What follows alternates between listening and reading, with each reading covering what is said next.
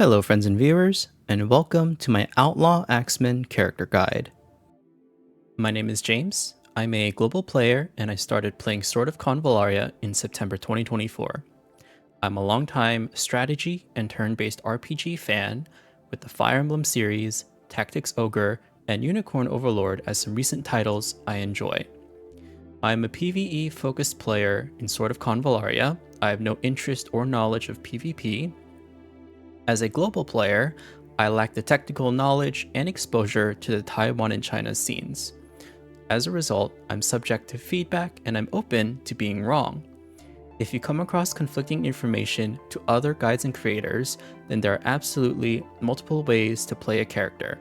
Play your way. As a fun fact about myself, I am a Thai tea boba enjoyer. Outlaw Axeman's trait is Axe of Boldness. This is straightforward and incentivizes using Outlaw Axeman for AoE play. His initial skill is Tearing Whirlwind. He is one of two free-to-play characters to guarantee inflicting the healing received debuff. This is the ability that always makes you wish you had cooling powder when you face them on the enemy team. At rank 1, I recommend Sweeping Bash. Outlaw Axeman's trait adds to Sweeping Bash's damage, and this will be his energy dump for AoE damage whenever Tearing Whirlwind is on cooldown. From an energy to damage ratio, Mania Smash is an inefficient ability for damage. In a free-to-play world, you still have access to Rawia for single target damage. Mania Smash's primary purpose would be to self-sustain via lifesteal. At rank 3, your options are Shield Break or Warm Up. Warm Up helps Outlaw Axeman to easily traverse elevation after a standby turn. This makes it easier for him to engage enemies on higher ground. It's worth mentioning that Outlaw Axeman has a base speed of 205. He is the fastest free-to-play breaker, even having one more speed point than Rawia, and is slower than Homa and August. With Warm Up, he is likely to pace ahead of the group. Shield Break is niche, but strong when you are matched up against shields. Shields are more commonly seen among defenders, which Outlaw Axeman counters, and during event stages. My pick here is Warm Up. At rank 5, I recommend Defense Back Attack. Defense Back Attack provides an 8% decrease to all types of active damage, which includes magic damage, whereas Defense Physical only mitigates against physical attacks. Defense Back Attack also gives Outlaw Axeman greater protection against Seekers, who often have greater power when performing back attacks. At rank 7, I recommend Weakening Attack.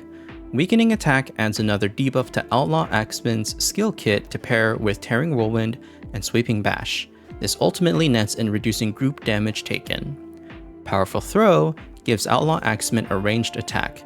It is a strong single target attack but receives no benefit from his trait. This is an AoE damage focused build. Use Tearing Whirlwind as it is available, then Sweeping Bash otherwise. Consider Warm Up to better traverse large maps, or Weakening Attack for additional debuff utility. For weapons, with Tuning Hammer's passive physical attack increase, it's the most reliable to increase AoE power while also adding enemy dispel utility. Otherwise, Feast Axe can still be a strong option. For Trinkets, Origin Hourglass is a good option for a physical attack increase, while also protecting his high speed and additional mobility from Warm Up. With his base speed and Warm Up, Outlaw Axeman is likely to be on the front line sooner. Spring Pill helps to add some self-sustain. Not pictured here, Roaring Flint and Flying Blade Armguard are fine to consider for more damage, but other units may prefer these trinkets more.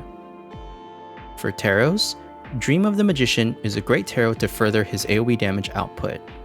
If you're fielding Outlaw Axeman, you're most likely playing on a map with high target count, so Temptation of the Devil is worthwhile to consider. And in scenarios where using Warm Up, it is a fine idea to pair with Guidance of the World to reap more gains from standby turns. For Engravings, I recommend Sword and Wand. This is the best general use resonance to increase his attack and defense. To provide some composition and usage tips, as mentioned, Outlaw Axeman is one of two free-to-play characters who can guarantee inflicting the healing received debuff, the other being Stormbreaker. This makes him useful to deploy on maps with Luxite pillars, as well as maps with multiple enemy healers. With Warm Up, Outlaw Axeman is the only breaker who can easily access Climb. Climb is otherwise commonly seen among some bow watchers and seekers.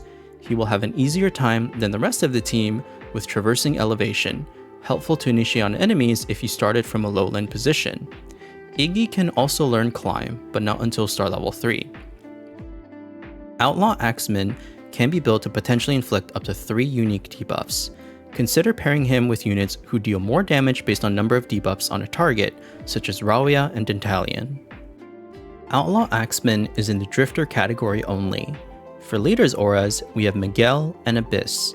Miguel's aura gives 5% more attack and 10% more defense than typical Leader's auras, so I recommend using his aura if possible, and only consider Abyss if it's your only option.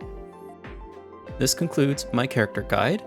As mentioned in my disclaimer, I welcome feedback and I'm open to being wrong. I'm still learning and improving just like you are. Once again, if you find conflicting information to other guides or content creators, then that means there are multiple ways to build a character and still achieve success. If you have any feedback for me, please feel welcome to comment below. I also have my various social media platforms on this slide here. Last but not least, I want to credit and shout out these resources that helped me put this guide together.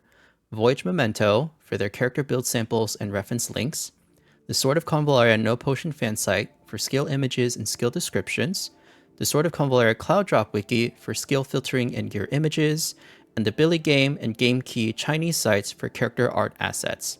I highly recommend visiting these links to build your Sword of Convallaria knowledge. Thank you so much for watching this character guide, and I will see you in the next one.